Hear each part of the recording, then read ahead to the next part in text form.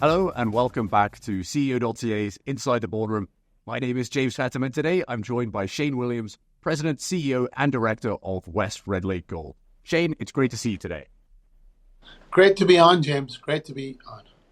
So let's kick things off with a quick recap. Can you give us the key facts, the elevator pitch for West Red Lake Gold? Yeah, West Red Lake Gold came about really as a vehicle for, obviously, people are aware of Frank Ustra and his track record of creating large gold mining companies historically. And West Red Lake came about as the next stage of that story, really. And so we ended up finding an asset called the Madsen Mine, which had gone through the CCAA process. And we bought that Madsen Mine. So really, we're a fast-track developer. We have all the infrastructure in place. We have a good team and good backers. So that's really the pitch of us moving forward quickly into production. Okay, very interesting. A few points I'm going to pick up on there, but maybe if we could talk about that relationship with Frank Ustra, how did that come about and what's his role in the company? Yeah, look, Frank, as people know, in Canadian mining, has built a lot of successful large gold mining companies over the years. And he has been out of the business for quite a while. But he sees the setup for gold, the macro setup for gold and the future of the rising prices of gold. And if you go back a year, he's a bit of a contrarian. If you go back a year and a half, nobody liked gold. Gold was not flavor of the month. And that's where we saw an opportunity to get an asset and bring it back into production. And if you can move towards that production as gold is rising, you get a lot of leverage to that gold price. So that's how we both got together. I'm more of a builder operator. Frank has his capital market background, etc. And it's a good match of trying to build a gold mining company over the next number of years. He's the largest shareholder. He's quite involved in the project. He's promoting it as his project. So it's good to have a backer like Frank as we go forward. Yeah, absolutely. Very well known, very well respected. And as you said, capable of delivering on large scale production stories. So definitely someone you want to have on board. I want to talk about a news release you put out this week. You're doing a cleanup operation of the mill on site, formerly owned by Pure Gold, where you've increased the estimates for gold recovery.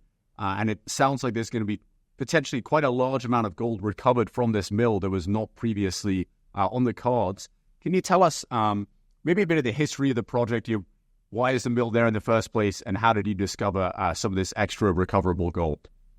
Yeah, so one of the challenges of the Pure Gold era with the management team was they were having a lot of difficulty between reconciliation between what was produced in the mine and what was produced from the gold from the mill.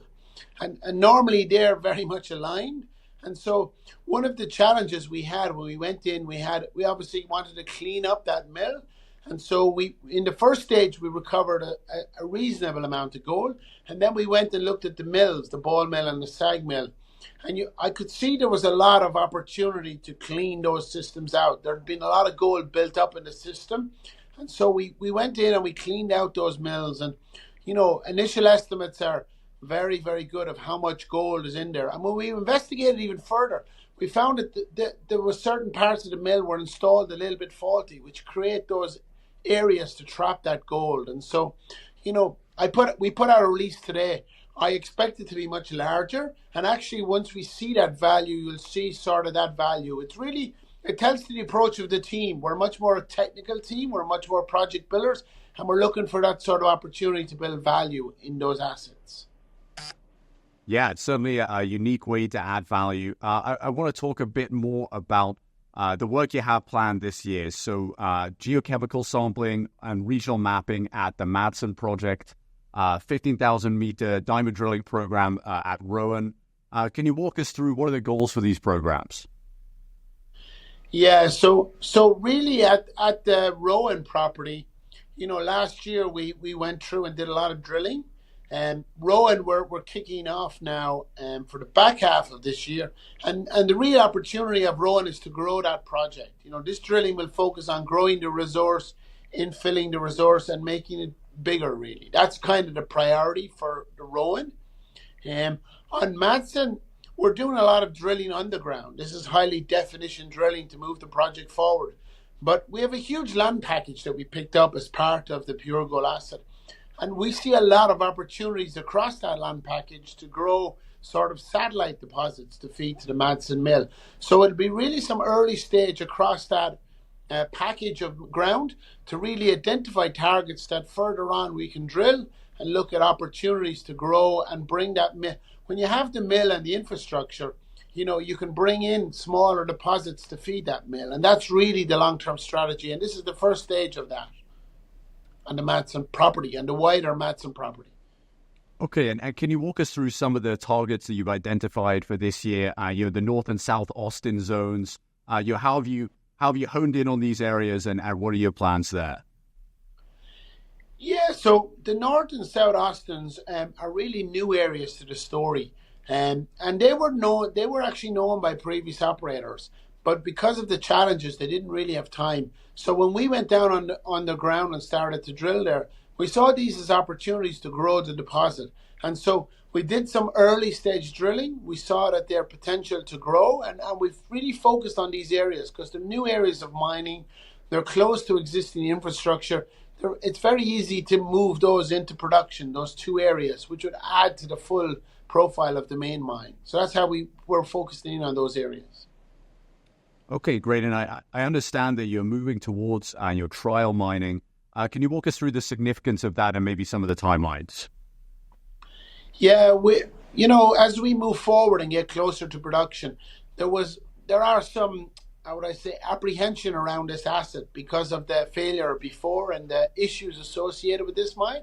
And part of doing this trial mining is to really do some test sampling to really understand the reconciliation, to show that we've managed to get the ore body understanding correctly, we're drilling, etc., and do that reconciliation between what the model says and what the actual output is. And that's really a de-risking phase as we move forward. Great. And I think your statement about that de-risking was, in your recent financing, you issued gold-backed notes. Can you walk us through, that vision for near-term production and how that was a key part of your financing? Yeah, if you remember, James, you go back 6 months when we really started. Equity markets were not there at all. Everybody was not there. And so, where we think the market cap of this company will be and where it is at the moment, there's a lot of upside. So, in order to do financing at this lower level of share price, you get a lot of dilution. So we came up with this innovative solution that minimizes dilution to new shareholders and existing shareholders. This gold structure, and actually it's been used before, very in the last run of gold, and it's kind of a fixed debenture based on the price of gold with a floor price of gold at 1,800, and the investor gets the difference between the upside in gold and the floor price of 1,800 is paid as an interest rate. So it's quite very profitable for the investors, but for the company more so, it allows us to raise a large amount of money with minimum dilution, which is fairly innovative in the industry given where it was. So that allows us to advance our project a lot further along as we like. Yeah, very interesting approach, and I guess one that will be paying off for investors as gold price appreciates, but also for yourselves, not diluting the company at low levels. Shane, really interesting to hear about this project. Just to wrap up, can you tell us, in your own words, what sets West Red Lake Gold apart from the competition? Yeah, I would argue that West Red Lake has one of the best setups of a developer. We're in that developer phase.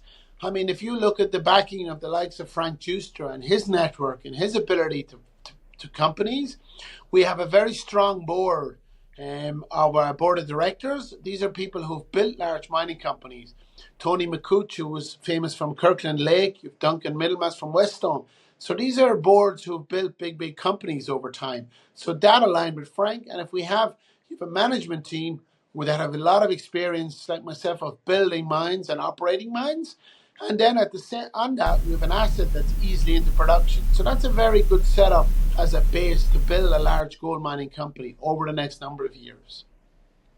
Well, Shane, looking forward to more updates throughout the year from you and from the Red Lake Gold team. Thanks so much for joining us today. Excellent. Thank you very much, James. Great to be on.